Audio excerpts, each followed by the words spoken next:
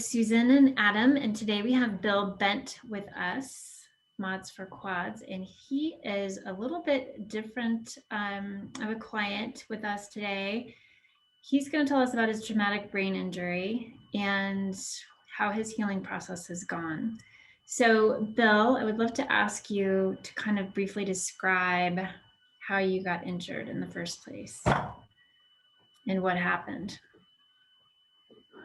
Susan, it was what happens when a severe accident occurs for somebody, which is my day just started normal, right? My typical normal day. And it happened to be at a ski resort, Beaver Creek in Colorado. And I was actually attending a conference. And so we did meeting time in the morning, and then we had the opportunity to get out and go skiing. And I have been a very accomplished skier. I've skied at competitive and ski racing at a high level. And so me and the group I was with, we went off skiing, beautiful day. And as I was skiing on a trail, a lady who I was not skiing with, she skied on a trail that crisscrossed the one I was on. And we both were skiing at whatever speed we were. There was no direct witness, so there's even no way to determine the speed that we both were going. But we collided more like an X, and my start of that injury started being unconscious, and all my ski gear popped off, and my resting heart rate was a beat every 30 seconds, and then a gentleman skied up about 3 minutes after the accident, and I'm an ER doctor. How can I help? And then they ended up rushed me off the hill and got me to a hospital. And then they ended up deciding to send me to a Trauma 1 hospital because they felt the degree of my accident was so severe that I needed the most technical, best experts to work on me with my brain injury. My brain injury was a version that's called diffuse axonal injury, which is shearing damage. And that shearing damage is from twisting of the brain after a point of impact. So even if I had my helmet, the shearing damage certainly would have still occurred. And so I don't know if the helmet, and doctors I talked with had told me this answer, and I agree with this answer. My injury could have been a lot less severe. It could have been very similar, or it actually could have been worse. And you were saying this was about 7 years ago, right? Correct. So since then, I mean, I know you told me when I first met you more detail, which you had all kinds of things going on with your eye and you had multiple surgeries. What was your recovery period like? Yeah. So outside of an orbital fracture on my right eye, I didn't have bone fractures. So that was beneficial. So because my body was trying to focus on and healing not multiple areas.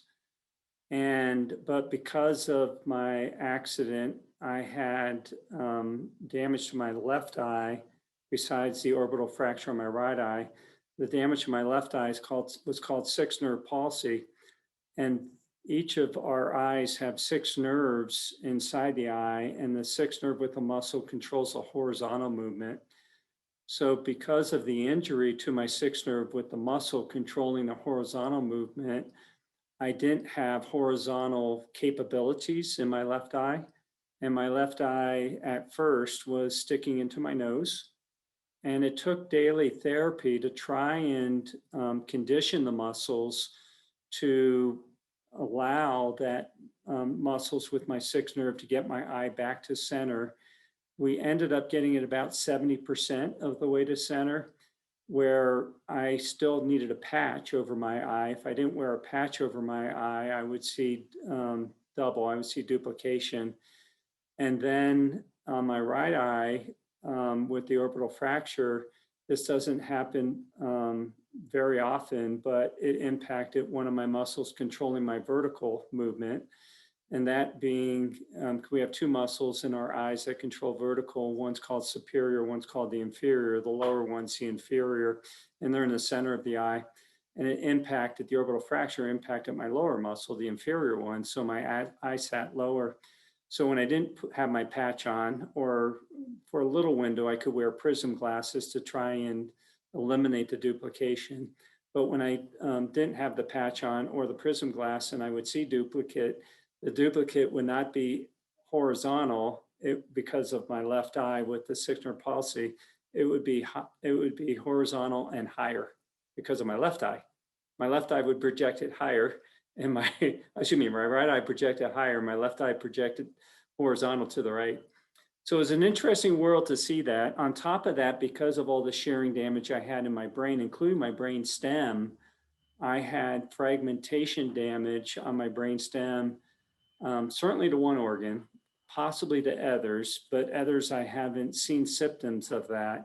But the one that ended up seeing symptoms of, but it wasn't immediately, it was a year later, I ended up having internal pacemaker, or being classified as having bradycardia, which means a slow heart rate, because my resting heart rate went down to 30 beats a minute, and it would not elevate back to a higher, more normal resting heart rate. And while I didn't go through a thorough medical process to determine it was from my accident, my cardiologist agreed that it certainly probably was what caused it. And it was all from that shearing damage on my brain stem into my internal pacemaker that I ended up working through. And then on my eyes, I didn't mention this during the interview part, circling back to that, I did end up doing strabismus eye surgery, where they ended up opening up both my left and right eye and then detaching the horizontal muscles on my eye, medial and lateral. And then on my vertical muscle, my right eye, the inferior muscle. And then they reattached the muscles, trying to get my eye back to center point. So that way, in the perfect world, you won't need prism glasses anymore. But almost always, when the surgery is successful for adults that have this caused by an accident, almost always you still need prism glasses because the eyes aren't centered enough to not have some element of duplication. And in my case, I don't need prism glasses, and which was to a degree its own miracle. Wow. And yeah, that the eyes are just so incredible. You must have had a really smart, good surgeon too. I mean, you kind of probably lucked out there. Mm-hmm. Sounds complicated. But you were saying, like, what was your diagnosis? Were I'm they sorry, what like, was that? what was your diagnosis? Were they like, you're just lucky to be alive, and whatever Yeah. happens from here, good luck kind of thing? Or Well, because I was in a coma on life support at first, and then I had severe cognitive impairment, and I couldn't think or rationalize like like any adult or any close to that. They never go into prognosis with me. Now, my caregiver, if you will, is my wife, and then also afterwards, after I more fully recovered, I didn't go out and do research, but just occasionally I would bump into some research-based information, and I would just read it and do my own little discovery.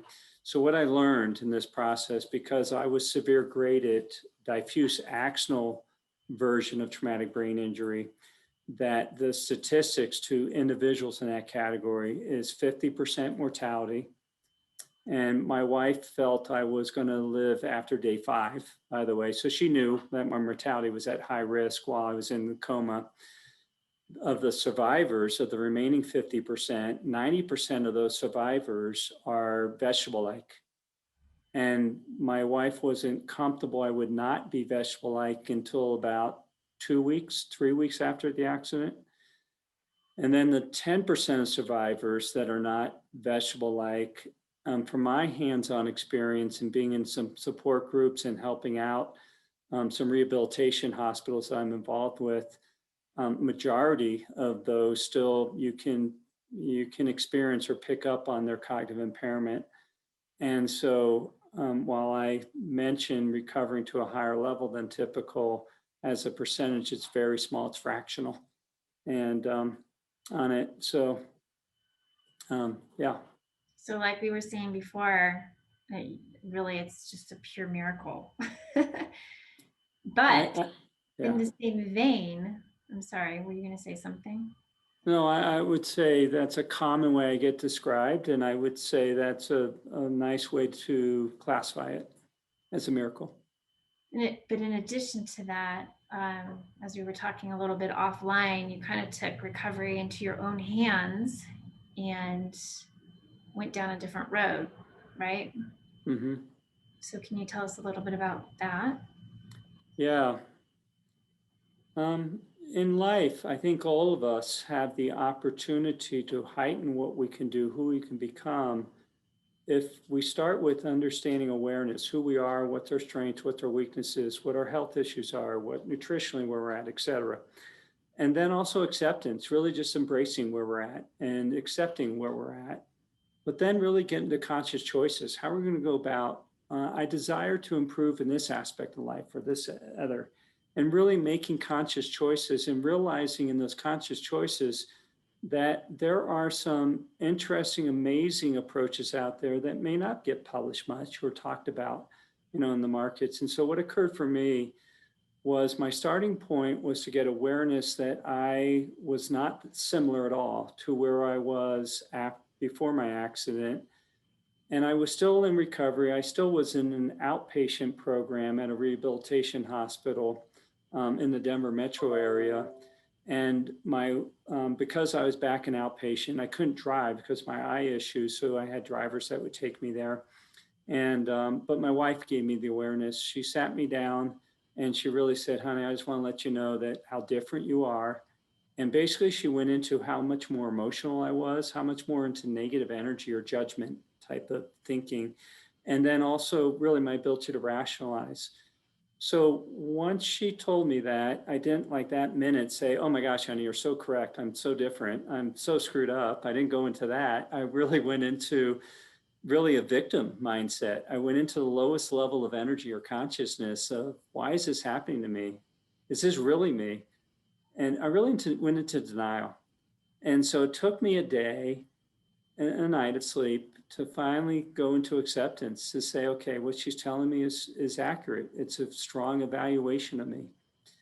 And so, but I didn't naturally go there. So once I went to that mindset, to that acceptance, I really went into what am I going to do about it? How am I going to improve myself? When I said improve myself, I really went after two areas, all cognitive impairment. Well, really three areas. The three areas being physically, because cognitive impairment does cause a disconnect into our nervous system from our central nervous into our peripheral nerves and causes some physical elements, but also into the ability intellectually, ability to rationalize, and then also emotionally. And really, so I went into my own self diagnosis at that point, and I used different approaches with that. Number one, I did an IQ test, and lo and behold, I was at a lower IQ level than what I was used to before my accident. So that gave my wife credibility to what she was saying. Two, I knew the physical issues. They were easy to know, right? And so whether it was a little bit out of balance or fatigue or the headaches that were chronically there. So, and I got a better sense for the emotions. So what I worked on was, thank goodness for the internet. I did a lot of, and thank goodness for Google. I'm still, it being 70% of all searches as a search engine, I'm all for it. It's all great. So I did a lot of searching mainly on Google. And I really went into discovering how different people might have worked on when they had severe injuries to their brain and different approaches. And so I started to explore alternative therapy, things that a Western medicine doctor could not subscribe and would not preach to, but also insurances wouldn't cover. And that allowed me to get into really understanding that we are energy, our brain is a portion of energy, and there are actual energy approaches that could be taken that might greatly help me recover to a higher level. And so those energy approaches really came into physical energy, the use of light. And our sun is energy, and our sun provides growth. And so as I explored alternative therapy, I bought into using low-level infrared light, maybe an approach that helps stimulate neuron growth. And also I got comfortable that with the scientific fact that healing and using again dead neurons won't occur. And so I got into how can we flush out dead and damaged neurons and inflammation and fluids into this approach. Well, the use of energy also helps from an anti-inflammatory perspective too. So the other energy approach I saw was the use of electricity. And that electricity naturally is in our earth. And that we have pulse electromagnetic field devices in our earth. And when we're in contact with the earth, with our skin, and the best contact point is the balls of our feet, on the beach, on the sand, we are receiving some of that earth pulse electromagnetic field device into our body. And I really bought into what I was reading. And even when I walked on the beach, way before my accident, I feel good. Well, that feel good is what we're experiencing in that, a portion of it in that pulse electromagnetic field of energy that's coming from the earth into us with our connection. So companies out there have developed devices that stimulate pulse electromagnetic field that stimulate pulse electromagnetic fields. And so I went ahead and bought a device called a flex pulse that generates pulse electromagnetic fields with using a pad, and it's all programmed and into a device on a remote, and that you shoot electromagnetic forces into your body. In my case, I focused it on my brain. Also, I learned of a company making synthetic products as if you were on the earth with your body that is in contact, and they make examples, they make half sheets or even full sheets that have the material in the sheets. And if you plug it with a wire, you plug it into the ground, you're actually taking pulse electromagnetic fields from the earth through the ground of the outlet, through the wiring into the sheets that is stimulating as if you're sleeping or lying on the earth. And Wow. yeah, and I felt the reduction of my headaches going on with this. And I want to say I definitely was feeling that I was reducing inflammation in my brain with that. I also learned the use of sound as energy. And I ended up acquiring a sound device called HolioSync, made by a company, Centerpoint, that you do need to have on stereo headsets to receive its benefit. But it really takes your brainwave pattern from I'm waking up, I'm active during the day, from alpha brainwave, then to beta. And beta is really daydreaming like. And then it'll take your brainwave pattern from beta to theta. And theta is really the dream state when you're sleeping. And then it'll take your brainwave from theta to delta. And it will do this brainwave pattern shifting as you listen to HolioSync over a 1 hour period. And you'll spend about a little over 50% of your time in delta wave while you're awake even. And you won't feel the highest, shift. You won't feel the difference. Like you're not like, oh my gosh, all of a sudden I'm going to sleep. no, right. It's awake and it just takes you through all the waves. Correct. And they've scientifically verified it. It does it. And so when you are in delta wave, you have optimal healing power and energy, but also you'll even get deeper into your intuition and really intuitively make some better, smarter decisions.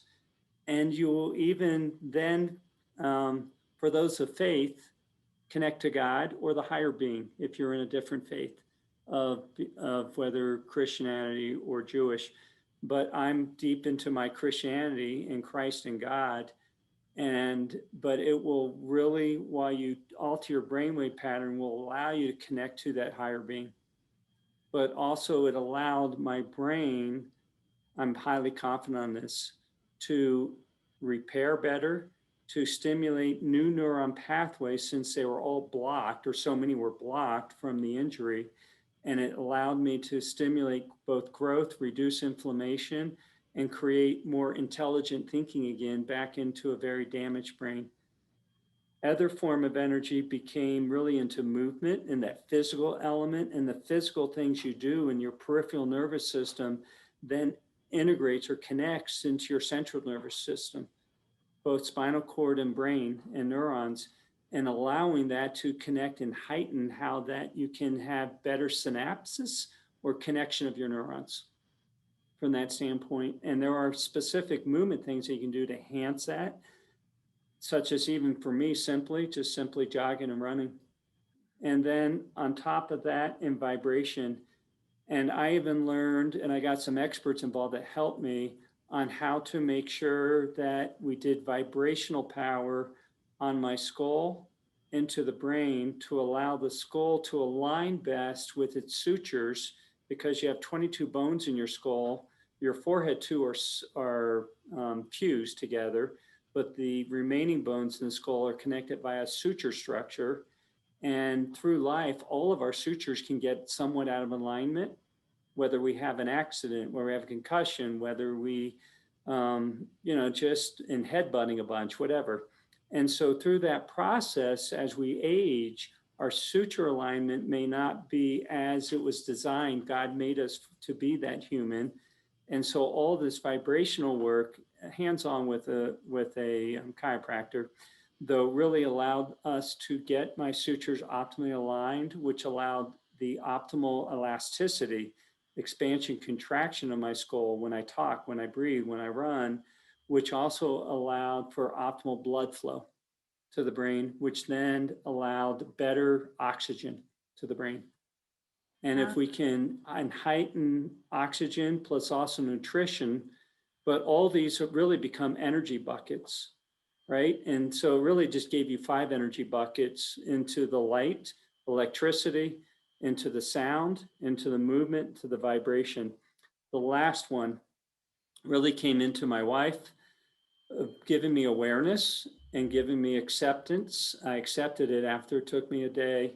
And then in turn, making conscious choices. My conscious choices first was to do a lot of research and really go down that journey of kind of a mixing bowl. This group out here on the internet, they're talking about if you try this or that. And so these different energy items I tried really create that my own version of my own mixing bowl. But then the one that I really don't read much out there, or I don't think I really did, but I just decided it was an important element, was my own internal energy. When I say internal energy, my consciousness. And when I say my consciousness, I'm really talking about both my thought processes, and then that triggers my emotions and feelings, but actually my behavior, my results or action. And from that, if we operate at the higher level of consciousness, which is really spiritual love, really unconditional, and really not into judgment of others, because anything we look at in others, we're really experiencing that inside of ourselves. And I was deep into judgment at the time. I was comparing myself to who I was, who I thought I was at that moment, to who I thought I was before the accident. And I was creating these judgments of I'm not good enough.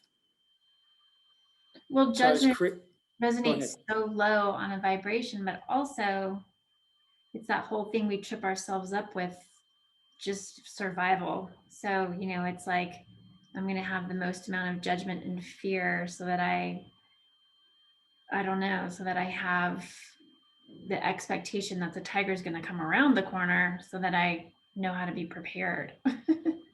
So it's like overcoming that. I chose to go through my own process of developing my consciousness way before my accident, when I got exposed to consciousness and understanding that. And you can view it as climbing a mountain, one stair at a time. And so maybe I was more, when I got started on the concept and the principle of consciousness, maybe I operated at lower level, and maybe I operated at shame and guilt at times and judgment. But then I went through my own process to climb that mountain to a higher level, to see things from a higher peak, and the ability to operate at a higher peak. And I just made that decision. I had to redo that again. Yeah. And if I didn't redo that, I was going to be stuck who I was and where I was, including intellectually. Yeah. So by raising that awareness and the vibration, did you naturally start to feel memory, cognitive abilities to come back? I mean, what was kind of that learning curve for you in the time frame? Yeah, they're all mixed in time frame wise together. And we all are in our own life process and having to be in that process. I view, though, that I allowed my brain to have a higher probability of flushing out the fluids from inflammation and the damaged neurons. And that if I dropped the world of living in judgment from my brain that I was living in at the time, I will have a higher probability of tapping into geniusness that exists in everyone's brain, because everyone has it. And I got into higher thinking that if I work through a process to elevate my internal energy or consciousness, dropping judgment and going into the highest level of self-love will allow me to be at a highest level of self-loving everybody.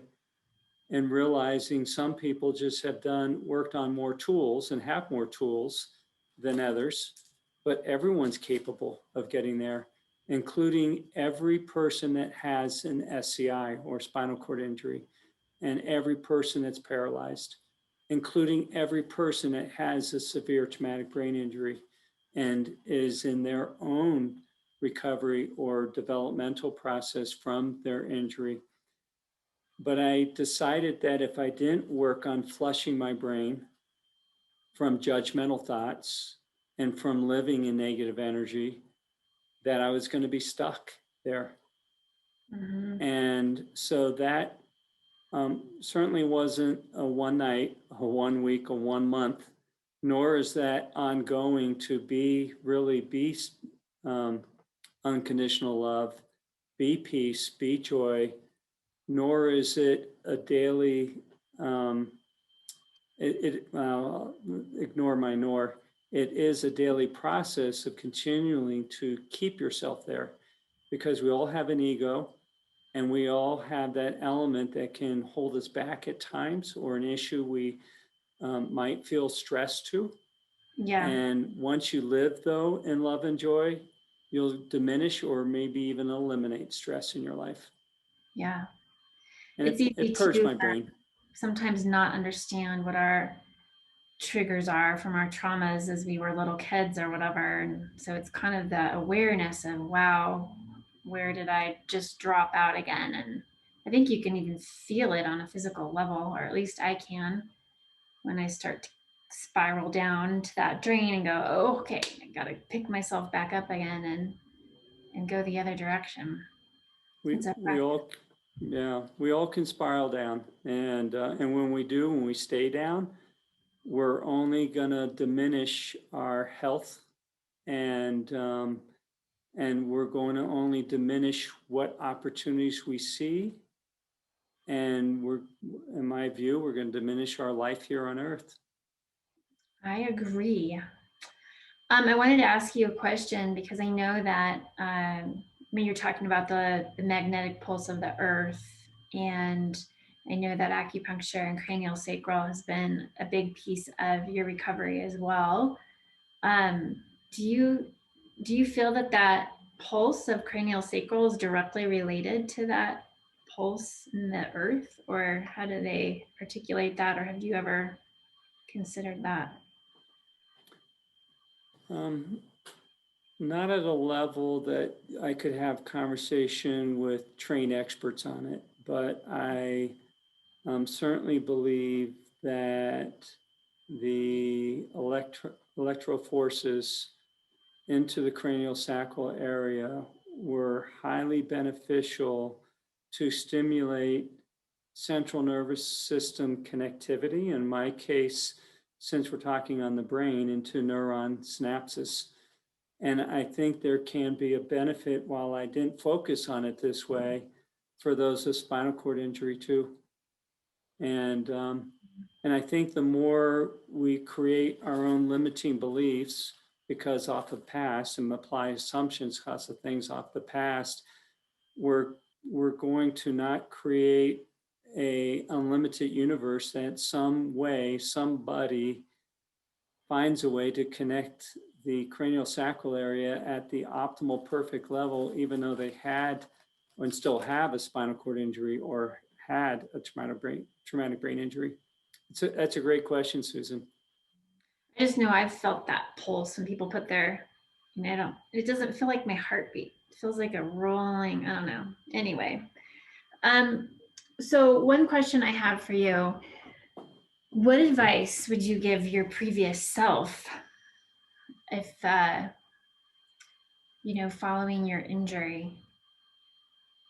Now that you are who you are and experienced what you have. Because I was developed to live a life of achievement, and I was a higher achiever. My now Bill would tell my old Bill, Bill, you don't have to measure yourself by your achievements. Mm-hmm. You don't have to measure yourself by your title, by how many reports you have. And Bill, the more you can be spiritual love for the world, for people out there, help people, support people, and guide people, and not be any concerned about achievement and title, that's the best Bill to be. That's really powerful. We didn't really even go into your background, but we'll do a little bio of you under the video of how you're a Harvard grad and then kind of up there in the banking world. And now that you're, where you are in your life, moving toward giving back with senior housing and memory care, mm-hmm. right? So you have accomplished quite a bit, not to downplay just making it back from a miracle, really, and having a full life. It's pretty incredible, I think. Adam, do you want to ask Bill any other questions? I had just a quick one. The frequency emitters that you mentioned, was that like the Schumann resonance frequency that they were emitting, like it's like 7.8 hertz or something like that, I think? Mm-hmm. Yes. And that device Flexibles, they actually give you materials that go into that. Okay, cool. Yeah, I'm interested. What would you say,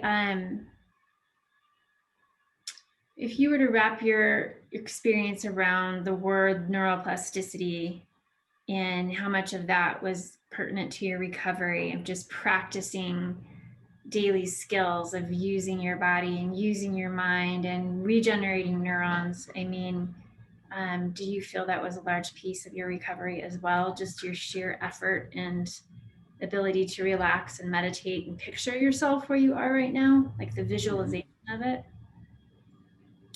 Yeah, I got much more disciplined about practicing meditation post-accident. Prior to the accident, I meditate a little bit, but not consistent.